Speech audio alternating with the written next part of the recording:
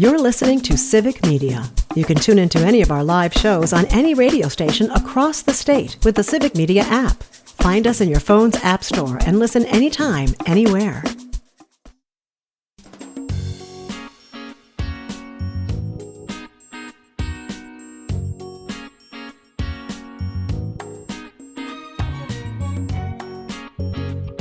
Live across Wisconsin on Civic Media, you're listening to Mornings with Pat Kreitlow, powered by Up North News.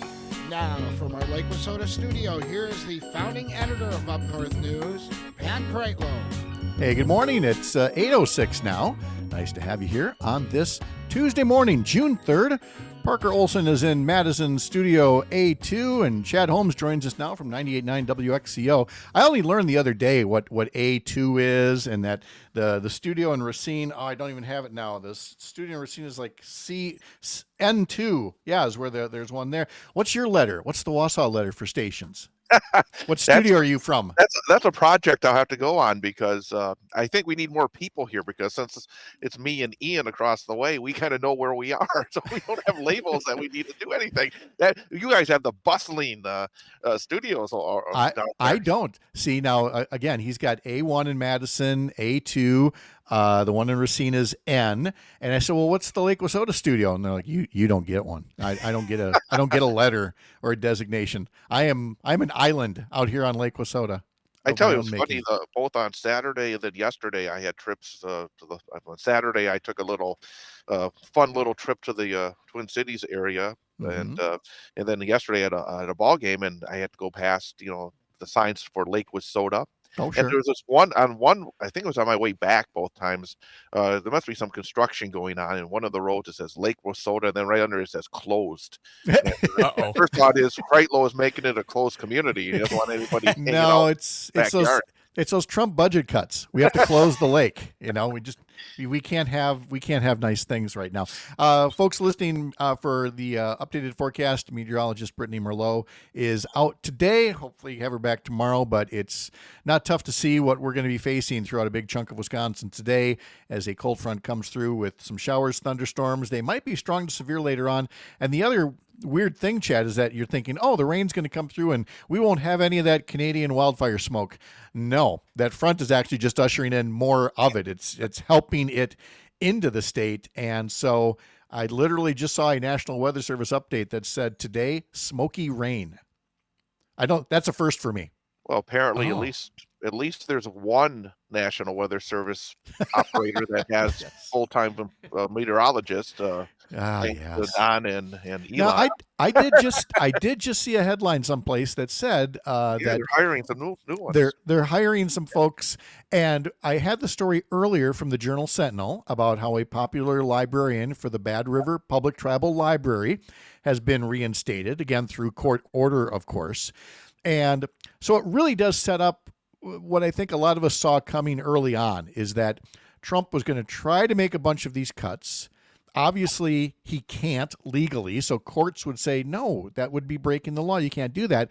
And so he can now go back to his MAGA constituency and say, hey, I tried, but the deep state wouldn't let me. No, the law wouldn't let you. You can do all kinds of things as a president. You just have to follow the law to do it. I don't think that's asking too much. Well, also it helps if you have some competency around you. Oh, yeah. I mean, I think so much of it has to do with, hey, if you have a game plan again, the idea that you go around trying to look into areas that could perhaps be a little bit more tight. I'm not saying that's not possible, but you put a bunch of incompetence into these positions. This is what happens. And then all of a sudden you come out with this grandiose, statements and about how much you're going to be saving, and you don't find it. Then all of a sudden the lies start coming, and it's a vicious circle. And I think number one, the incompetence was a major factor in all this. And number two, again, don't come out and we're going to find this number. Hey, you're going to find whatever you find. And I think sometimes you put yourself into a corner, and it just makes things worse than if you would have said, "Hey, I'm gonna go in there and see what's going on, and hopefully we'll be able to find some significant savings and the like." But when you come in and say, "Hey, there's all this waste, fraud, and abuse, and there's all this area that we're gonna find," well, number one, you're not gonna, when you don't find it, it makes you look bad. And number two, where's all the prosecutions for this waste, fraud, and abuse? Again, it's just Well, it's it's funny that you ridiculous. say that. That's exactly what I said yesterday. And then we posted that, and I was calling out Congressman Derek Van Orden for saying there's waste, fraud, and abuse. And Yeah. yet, like, okay, show us where it is. And so he went into the Civic Media, social media site. I don't remember if it was Facebook or something else. Oh man, that And he guy just has no time. nothing but time on his hands. And he put something in there like, kick rocks, you lying sack, or something like that. That's not a response. The response is you're saying that there is fraud. Okay, waste, fraud, and abuse. Set aside waste because it's in the eye of the beholder. What somebody thinks is waste, somebody else doesn't. But fraud is the big thing. If somebody is actually defrauding us, the taxpayers, and we say, prove it, the congressman's response shouldn't be, kick rocks, you lying sack. It should be, yep, here it is. And the fact of the matter is, here it ain't. And you can't point to, say, one or two relatively small things and say, you see, where there's this, there must be 100 others. Not necessarily. Show us. That's not too much to ask, Chad. Doggone it, with Derek Van Orden, can't we get a little bit of class once in a while? I mean, Oh, no. I was looking at his posts, and language alert here, folks. It's not. I'm not going to say bad words, but I'm going to tiptoe up to the line to one particular post. This is the post, the response from a member of Congress, from Derek Van Orden. His response to a particular post, and this is it literally, is F no, kick rocks, you worthless backstabbing jackass. That is an actual post from a member of Congress from the great state of Wisconsin. And that is not atypical of Derek Van Orden's social media presence. Somebody needs to wrestle the password out of his hands. well, I mean, frankly, it comes down to, again, at the top of their party, you have a man who does exactly the same thing. I mean, Yeah. it starts right there at the top with the president of the United States, and you go to Derek Van Orden and others. What happened to the old? I guess I'm old enough. I'm sure you're old enough to remember when Republicans would talk about how they were the party of adults, that they were all Oh, these yeah. these hippies over on the left, and I mean now they just act like spoiled children all the time. And I talk about a lot about the power of the battle of ideas. I have Yeah. no issue if somebody has conservative points of view, whether it's on economics or even social issues, as long as we have the argument in a way where you have a battle of ideas. Nowadays, it's just with Van Orden and Trump and others, it's about you like you said, it was a great example. You pointed out a flaw in what they were saying and doing over the last 4+ months, and instead of responding and saying, "Hey, I have a response that would maybe answer your questions," instead, it's just an insult. It's insult, Where do you and go it's from there? I mean, it drags us into the swamp of these kind of arguments, because as much as we try, sometimes you'll come back, and I try not to do that myself, but it's very difficult to have a conversation about important issues, and that's an important issue when when that's how do you respond to that? It's you, ridiculous. you can't really. No, And, and then it's like you're arguing against yourself, because yeah. this guy is just, I could use a term like box of rocks, but that Yeah. would be into his Again, I world. just want to hear the ideas, and I'm not. All I see out of him are either insults or photo ops, and he's really good at the photo ops because I'm sorry, TV stations, newspapers in the 3rd Congressional District, please hear me again. He's a master of the photo op. I saw last week again, Congressman Van Orden tours this, Congressman Van Orden tours that. And the few times that he's ever asked a tough question on these tours, he then belittles the reporter and does not answer the question, to which I would say to the TV stations and others, don't put the story up then. Don't just do the field trip. Oh, the congressman went on a field trip. If there's no substance involved, then all you're doing, you're his press person at that point. Don't be his publicist. That's all I ask of the newspapers and the TV stations in and around the 3rd District. Unfortunately, again, it's real quickly. It's a trickle down from what we see nationally as well. Yes, it is. Yep. The guy says that's a nasty question. I mean, come on. Just answer the Exactly. question then. You mentioned being on the road. You were in Menominee last night for a Wausau West playoff baseball. How did that go? How are things looking for spring sports? It was fun, and I just, and we talk about these things that get you all riled up and stuff, and it was such a fun experience because it was like different because I'm in the booth, I'm sitting right to the right of the PA announcer, who happened to be a student at Menominee, who also happened to be, along with her twin brother who was hanging out there, siblings of the pitcher for Menominee.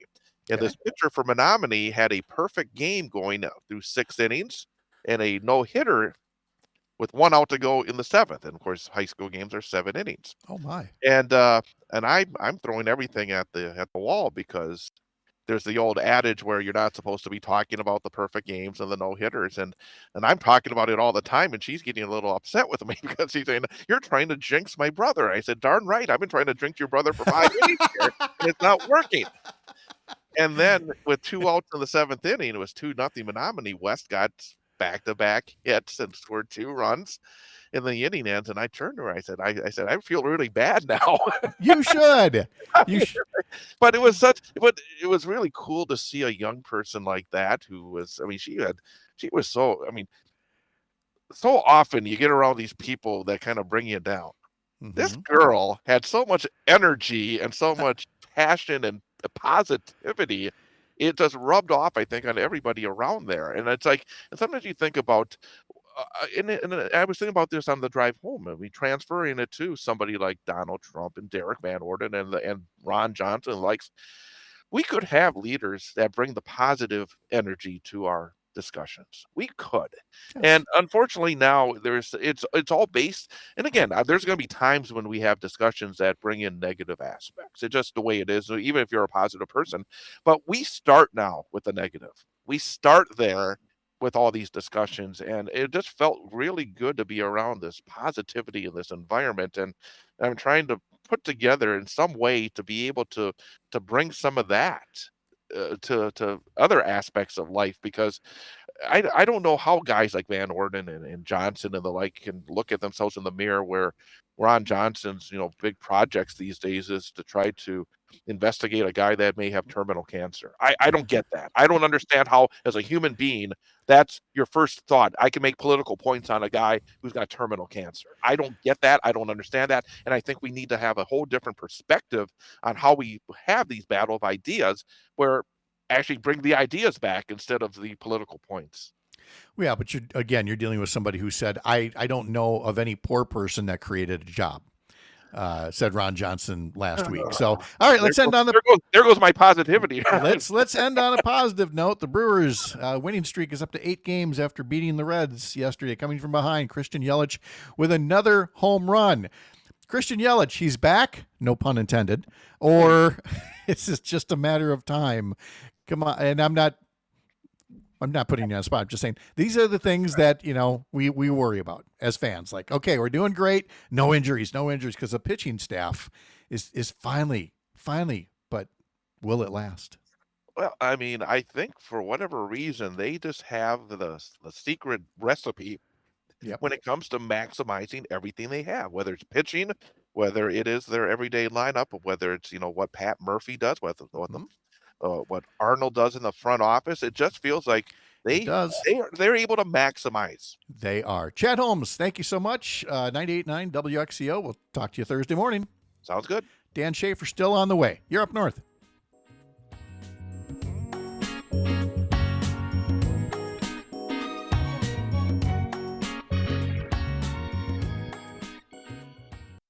You're listening to Civic Media. Stay up to date on the latest news and information for your local community and Wisconsin by signing up for our free email newsletter. Visit civicmedia.us/email to get started.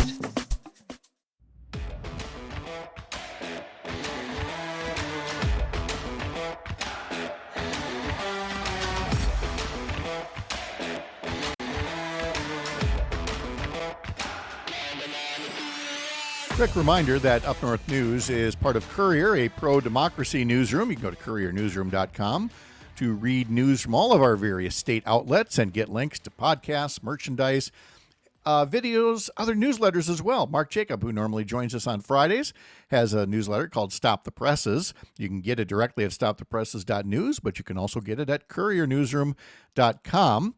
His column this week is called What Do You Call a Blatant Lie? We should call it a Lutnick, named after Trump's Commerce Secretary who showered us with snake oil recently. So head over to couriernewsroom.com to learn more about that. On the Up North News social media feeds and on our website, this headline, America's clearest beach. It's not Waikiki, it's Wisconsin. When you think of pristine beaches with some of the clearest water on earth, the number one pick in the country is Wisconsin's own Schoolhouse Beach on Washington Island. So learn much more about that. Head over to upnorthnewswi.com or look for the link on our Facebook page as well. I wanted to share an article in this segment in The Bulwark, which is a conservative subscription news service that was started by, I guess, what are they called? Never Trump Republicans, Charlie Sykes and folks like that. And a column from Jonathan Cohn. The headline is, They Are, in fact, Coming After Obamacare Again.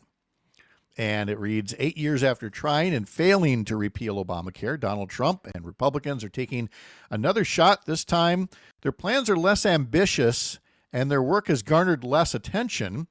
But if successful, the efforts could still have devastating effects. It's buried in the quote-unquote big, beautiful bill that the House sent over to the Senate for consideration. There's been a lot of focus, of course, on all the cuts to Medicaid and more, but the legislation would also take a few $100 billion out of the Affordable Care Act, and up to 4 million people could end up newly uninsured. In much the same way that all of this talk about a changing climate and the Trump administration is rolling back all these environmental rules as if we have somehow forgotten smog and all of the other parts of pollution from 50 years ago.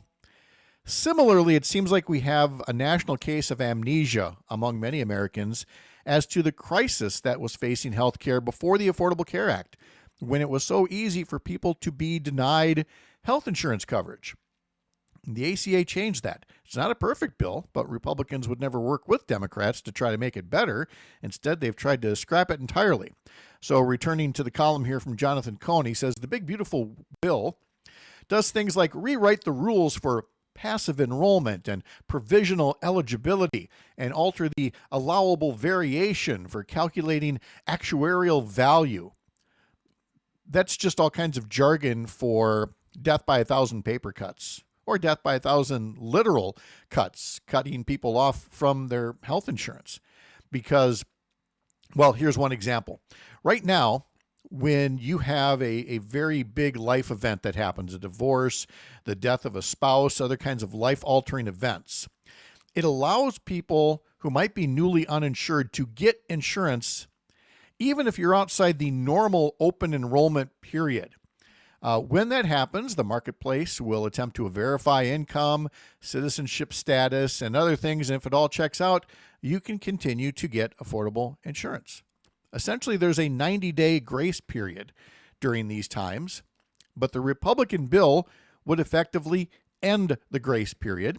So anybody whose data didn't match up immediately would have to pay the full premium until they work through all the discrepancies. So imagine, that day a spouse dies, or you get a spouse, you get married and you change your name, or you lose your job. And somehow Republican politicians believe that day you need to notify all the right people in all the right government offices, and it'll all be processed same day. Otherwise, with no grace period, you become uninsured, or you no longer have eligibility for premium credits that keep your health insurance affordable. That's just one of the provisions. There's also the shortening of the annual open enrollment period from 2.5 months currently down to 1.5 months.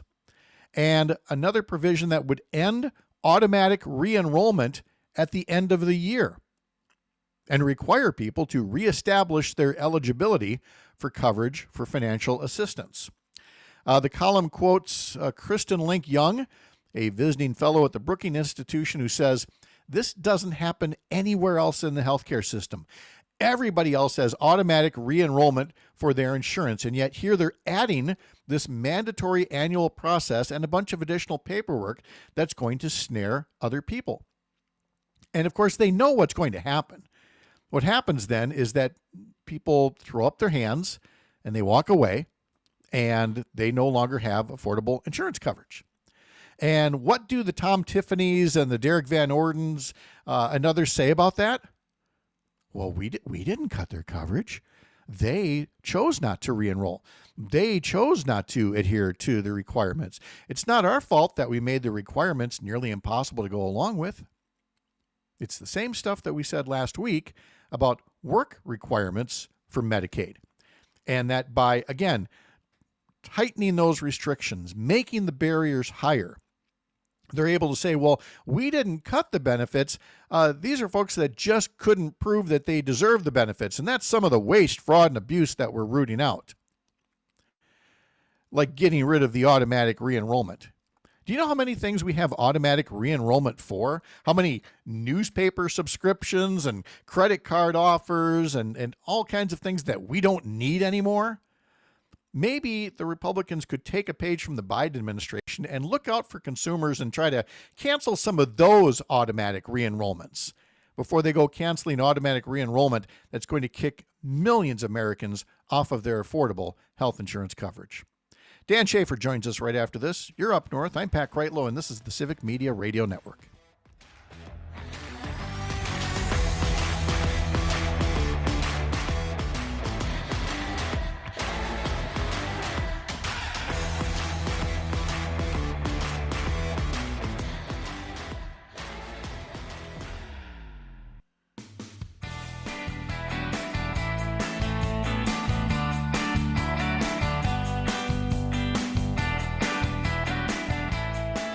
Not that anybody's counting, but the Recombobulation Area is a now 19-time Milwaukee Press Club award-winning opinion column and online publication founded by longtime Milwaukee journalist Dan Shafer, who is also the Civic Media political editor, who also now joins us, complete with Callahan Auto Parts t-shirt from Watching Tommy Boy. There you go, representing well. Mr. Shafer, how are you? I'm doing well, Mr. Kreitlow. Always wonderful to join you here on the morning show. Oh, yes, joining here on the morning. I thought we were talking about joining the club, the Derek Van Orden Insult Club. I'm pleased to be a member now. I did want you to welcome you to this exclusive club that we are both now members of people who Derek Van Orden has told to kick rocks on the internet. He loves that phrase, kick rocks. That is a favorite of his. But, you know, when he told me to kick rocks last year when he was disagreeing with some of my columns about why we should stop having ridiculous constitutional amendments on the ballot every 2 seconds, he told me to kick rocks. And you know what I did with that? I had a special sale at the Recombobulation Area. You could go to the recombobulationarea.com/kickrocks and get 30% off a subscription. And a few dozen people joined up. So thank you, Derek Van Orden, for making me some money last year. See, now that's the way that it's supposed to work. And look, from a, I don't even know that we can do this. I was going to say from a serious journalistic standpoint, from two political reporters talking about this. Sure. But it should still be a serious topic that a member of Congress who posts 45 social media posts within a 24-hour period riddled with insults and attempts to dox people like he tried to dox a UW Stevens Point instructor yesterday. We still should not try to normalize this no matter who's in the White House. It is a remarkably unhinged social media presence that Wisconsin's member of Congress from the 3rd District has. It's insults all the time. It's conspiracy theories all the time. And you know what? He is not exactly an accomplished legislator No. at the end of the day either. He is someone that has not really... He was posting on Twitter the other day, and I took note of this, and he said, "Oh, we have workhorses and we have show ponies." There was an article in the Bulwark from a few weeks ago from Bill Leaders who wrote that talked about how unaccomplished Van Orden is as a legislator. I'll quote here directly: of the 32 bills and resolutions Van Orden sponsored in the 118th Congress from 2023 to 24, exactly none became law, and just 3 bills passed the GOP-controlled House before dying in the Senate, and a single Van Orden resolution received agreement in the House. It encourages all Americans to, quote, engage with veterans. That is the one thing that he is able to pass in Congress. So, maybe a little bit less time, a little bit less tweeting. I guess I know I'm one to talk, but maybe a little bit less time tweeting and a little bit more time legislating. You're not a member of Congress, although I would like to thank Alicia here, a Navy vet, from telling us on YouTube, kick rocks is actually a common phrase used by Navy chiefs. It actually goes, kick rocks in flip-flops, cool breeze. Now you know. Now I know. Now I know where he gets it from. So as we talk about some of the stories that you're following, and we're going to start in your corner of the state. Oh, wait a minute. I have to bring up Tony's comment quick. Wait, he hasn't finished the farm bill? No, Derek Van Orden has not finished the farm bill. There is no farm bill at this point. He's too busy lying about Medicaid. Yes. So let's get to stories there. And today is allegedly the deadline for a Milwaukee area mom and teacher's aide who has a law-abiding record to self-deport. And I'm not quite sure how this woman came to the attention of Immigration and Customs Enforcement, but it sure does seem to be another case of, we in the Trump administration are going to send away anybody we like, even if they have twin 9-year-old daughters who are U.S. citizens, even though we said we were just going after the criminals and terrorists. This case doesn't help their case at all.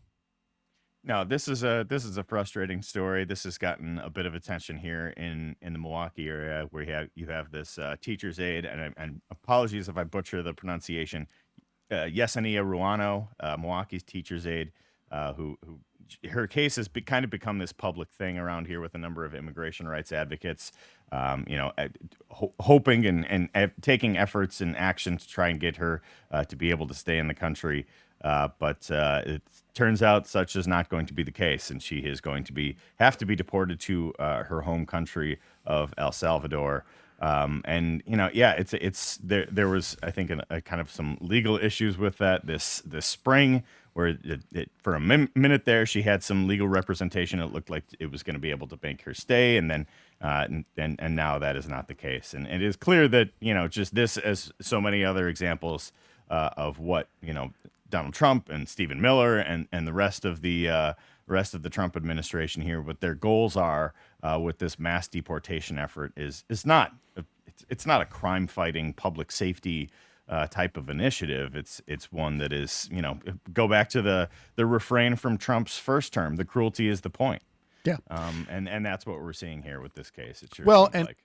And I would put even stronger language on it, that it is race-based, a race-based policy that they're engaged in by and large, and that it doesn't matter that she has been a pillar of the community, has lived here for 14 years, has a family, daughters who are American citizens, that she left El Salvador as a survivor of domestic abuse, human trafficking, had a brother who was killed in gang violence and feared for her own safety in coming to this country. Now, in all of that, there's nothing there that indicates, well, she's a terrorist in waiting, and yet to hear her plight, the comments on social media have been downright ghoulish. People going, well, she's illegal, what part of illegal don't you understand? It's like, again, this was supposed to be about getting the undocumented immigrants who are causing trouble, who may be gang members who have joined gangs here, things like that. If you supported somebody like that, but now you're cheering when a mother is being deported at this point, somebody who would like to finish the process of becoming a citizen, it is a very sad commentary on where we are for the humanity of this country, my own personal opinion. Yeah, and this is somebody who's had a work visa. She works at a bilingual public elementary school in Milwaukee. These are the type of people that we want to have a path to citizenship. Right. And I had a couple immigration attorneys on a podcast at the Recombobulation area a couple months ago who were telling me just about how difficult it is to just do do things legally, and that has forced so many people to into this bottleneck where they're applying for asylum. If she's receiving death threats in her home country, a lot of these post World War II, never again type of measures that we've taken on the world stage to be welcoming to refugees and fleeing circumstances where they're fearing for their own, where people are fearing for their own lives. That's what that policy is there for. And you think you would think that could expedite the process for these people, but such is not the case. And it is again, yes, it's like what you said. It is. This is not about public safety. This is not about anything like that. There are racial tones to this, not undertones, overtones, lots of tones. Yep. It's and not. So it is. It subtle. is a remarkably. It's a sad story. It really And is. again, to get to your point about fixing this immigration process and streamlining the process, this country has perhaps rarely in its history needed legal immigration encouraged more than now. With the baby boomers stepping off the stage, with a labor shortage that is already pronounced, this is a country that, if we want our economy to thrive, had better be more welcoming than ever to immigrants. And yet there was a deal on the table, a bipartisan deal on the table, and Donald Trump by himself said, screw that, scuttle that. We want to deport whatever people that we want, and that's how we end up with stories like this one out of Milwaukee. But we also end up with a story, a very unusual one, that deals with somebody who apparently, if I'm reading this correctly, was the victim of a crime, and yet the person that was victimizing him set things up in such a way, allegedly, that it made it look like he was threatening President Trump's life. And last I can see here, this gentleman, Ramon Morales Reyes, is still sitting in the Dodge County Jail. This is insane. It's a wild story. And I think it is, the fact that the Department of Homeland Security, Kristi Noem, put this out as a press release from the main, Department of Homeland Security press room and all of that, saying that there's this suspect believed to be responsible for writing a letter threatening to shoot President Trump, and it was all a hoax. Well, you know what? I can't help but think that that paperwork errors like this are being used to deport people all over the country. Oh, of course. And if Department of Homeland Security is using paperwork errors and things like that to do that, and yet they are making very obvious ones, it seems, in this case by, amplifying it to the national stage, and less than a week later finding out that this was entirely a hoax, that there was this, other man in prison setting up this person, and it's seemingly a really obvious way that they couldn't poke holes in this, and it's just, I think to me, the story here is that Department of Homeland Security are deporting people for the same types of problems that they themselves are committing with these Correct. paperwork errors. And doing so, again, despite paperwork errors, using masked secret police, using detention facilities that are off limits even to members of Congress. Congressman Mark Pocan, Congresswoman Gwen Moore tried to visit inmates at this Dodge County facility and were told that they could not. And when they called a phone number that's associated with it for either ICE or another agency, that phone had been disconnected. And so there was no way for anybody to have oversight and make sure essentially that innocent people aren't behind bars in this country.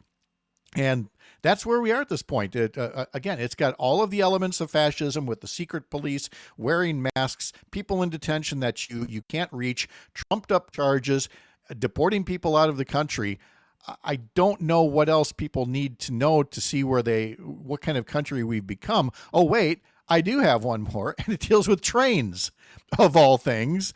And the fact that there's a story out there that about how there are companies that would rather work with pretty much any other country other than ours when it comes to high-speed rail because we are so dysfunctional. This was a story I saw on the Civic Media website. Yeah. It is. It really goes to show how broken our politics is when you see these international companies that would like to build something and make some money in the United States and build a rail service here, and finding that not only was it so difficult to do it here, it was actually easier to build a rail service in northern Africa, in Morocco, I believe the country was. It was. Built a rail service in Morocco, so they found that northern Africa to be less politically dysfunctional than the United States of America in the Trump term. It's wild. This was from SNCF, which is the French National Railroad, a bullet train operator, and they pulled out of projects here in the States.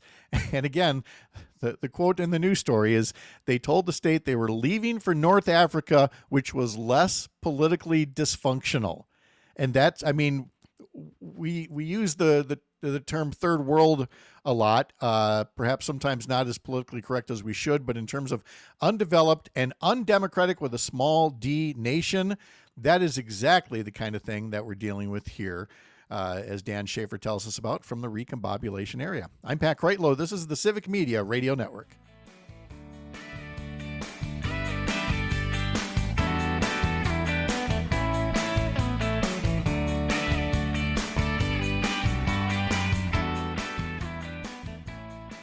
You're listening to Civic Media. Find the latest news, information, and archives of all your favorite shows on the Civic Media website, civicmedia.us.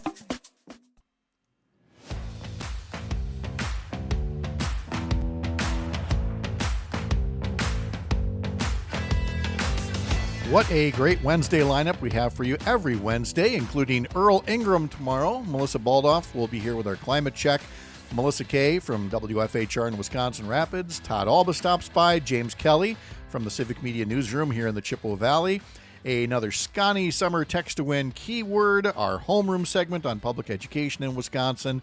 And that's all just for starters. Tomorrow morning here on Mornings with Pat Kreitlow on the Civic Media Radio Network. Dan Shafer from the recombobulation area joins us again. And we talked earlier about Derek Van Orden being an internet troll. Thank goodness you can remind us about the more positive side of trolls in Wisconsin. The old school definition of trolls, if you will. There's a photo circulating of you with a rather large troll. What is that? That's right. So I went to visit a troll last night, and that doesn't mean paying a visit to Derek Van Orden or paying a visit to anybody else in my Twitter mentions, but it means that in Wauwatosa, of all places, there is a large troll sculpture that was just unveiled about a week or two ago at Firefly Grove Park in kind of the west side of Wauwatosa. And it is this, it is actually very, very cool to see in person. So it's this troll made by a Danish artist named Thomas Dambo, who uses recycled materials to make these trolls. And he has made 156 trolls all over the world, including 40 in the United States. He's trying to do one in all 50 states, I believe. And it just so happens that the one he built in the state of Wisconsin is right in my neck of the woods, right next door, one city over in Wauwatosa. So I went to go check it out with the family last night, took a picture of a large troll and this sculpture from a artist. See what I did there? How tall is this troll? It looks massive. It is huge. It's like 40 feet tall.